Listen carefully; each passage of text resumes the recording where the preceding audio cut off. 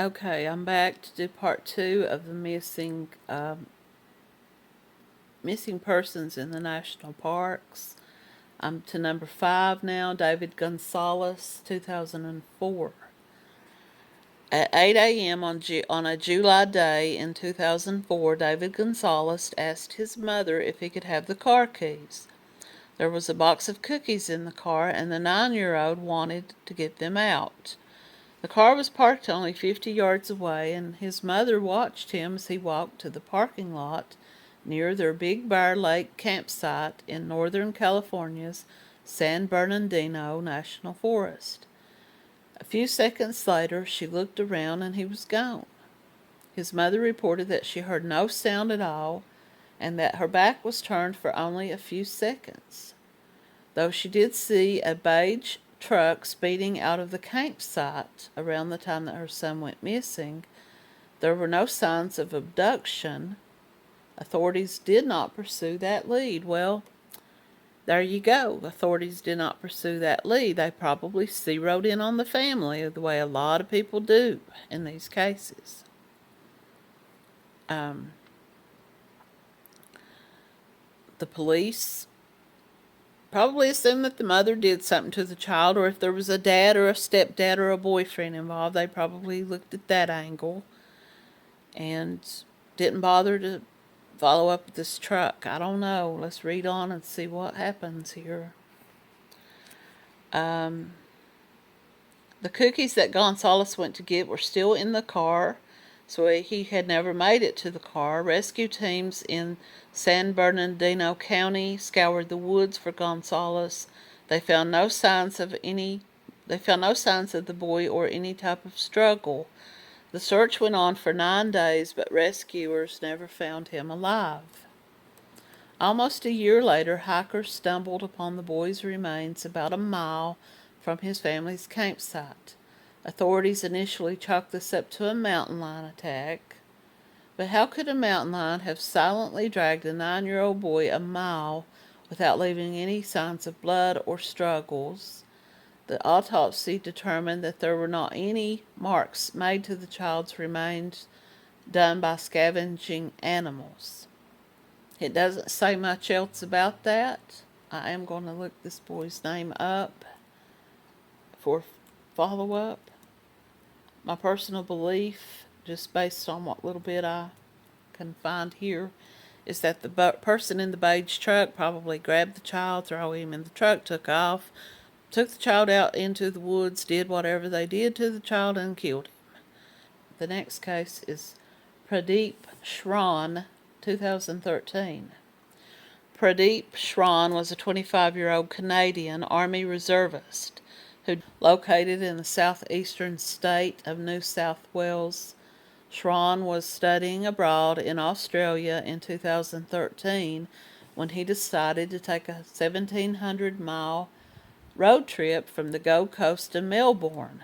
He rented a van and drove to the park's Charlotte Pass in the Snowy Mountains. No one has seen him since. The search for Shran began when the rental company discovered that the van had not been returned.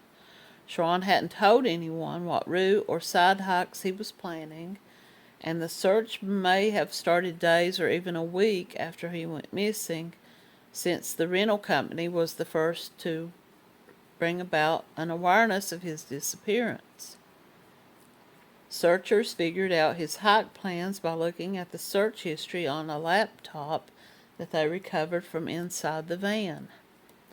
Shran's family hired private searchers after Australian authorities called off their search after only 2 weeks. The investigators used tower data from his phone and a trained dog to track his trail to a treacherous area called the Western Fall Wilderness. Just 1 day before his van was due back to the rental agency, Shran embarked on a difficult and time-consuming hike in snowy weather. Why would a trained military reservist make a choice like that? Despite a private search that went on for over a year, his body has never been discovered. Could it be that he wanted to disappear? I don't know. That's a very strange one. I don't know. Did he tell people ahead of time his reasons, or did he even tell anybody? He had to have told somebody because they knew where to go look for him. Jacob Gray, 2017. The mystery of what exactly happened to 22-year-old Jacob Gray will likely never be solved. The athletic young man rode his mountain bike into a rainstorm in Olympic National Park in Washington State in April of 2017 and has never been seen alive again. His bike and gear were found on the side of a trail, but he was nowhere to be found. This kicked off a search by his father, Randy, who actually sold his house and closed his contracting business so he could fully devote his time to searching for his son. Randy spent months doing that, all the while theorizing about what could have happened. He considered hypothermia, accidental drowning, an accident, and so on. He also worried that mental health issues had gotten the best of his son. In August of the same year, he got a phone call that a group of searchers had found Jacob's remains and supplies higher on the mountain than anyone suspected. The cause of death was hypothermia. So, could it be that he just took his supplies, left his bike, and hiked up the mountain and died from hypothermia, and it was nothing more than that?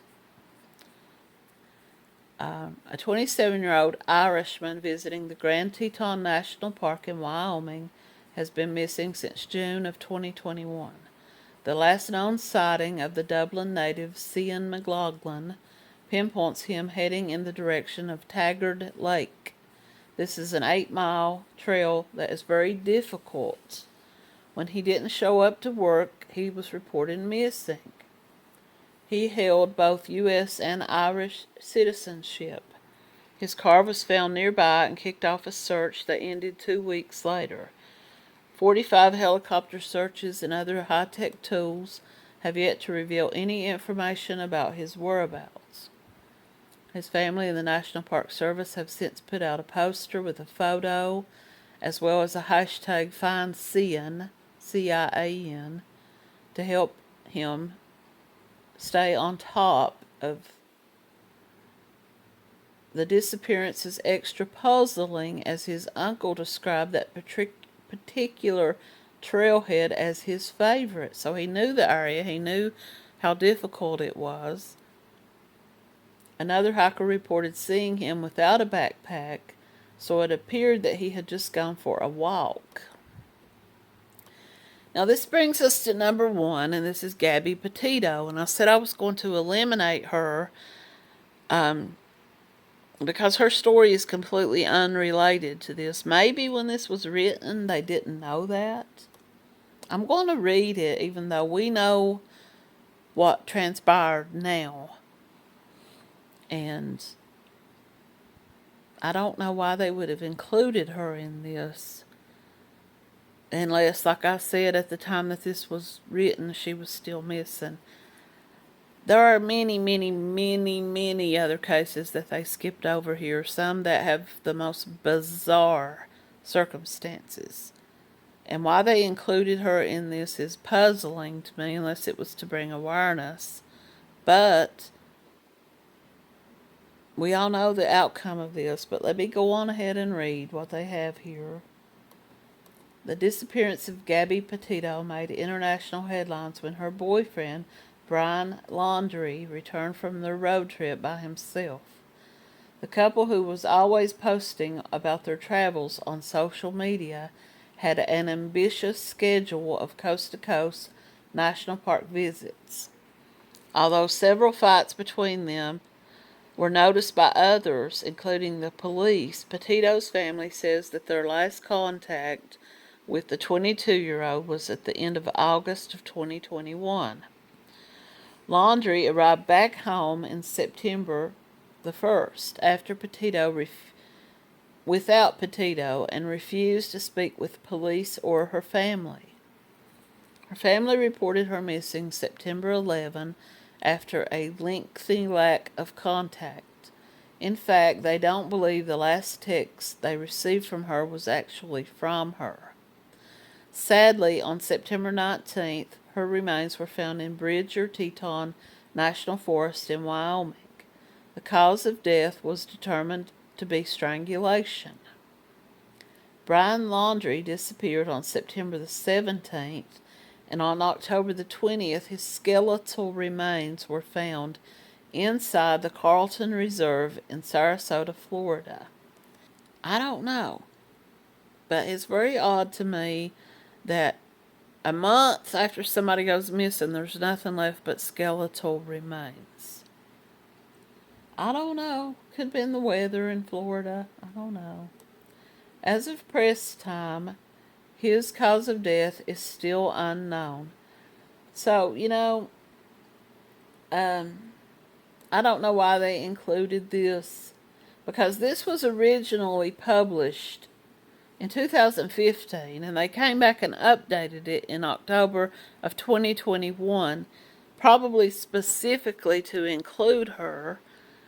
But by October 2021, his remains had already been found, her remains had already been found. So it makes no sense to me that they included her at all. She did not go missing in the national park. But technically she did, but technically we know why, and it wasn't a mystery. So I'm kind of confused as to why they even included her as one of the missing persons. A little bit more. And once again, to wrap this video up, I'm going to say that I disagree with them including Gabby Petito in this case of people who go missing in the national parks. They didn't even include the 2 young women who were found murdered in the same area, and their case was a mystery up for a year and was just recently solved when it was found that a man had murdered them. And DNA was able to link him to them as the murderer. They were glossed over. Their case was just a footnote compared to Gabby Petito. And we all know that hers was the case of a jealous boyfriend who was an abuser, a narcissist, and an entitled brat whose parents covered for him, and had his parents lying for him and covering for him, and then all of a sudden he's dead. Thank you all for listening. Once again, what I talk about on these videos are opinion only, and the things that I interject into the video are my own thoughts or my own opinions and my own theories, even though some are conspiracy. I thank you all for listening.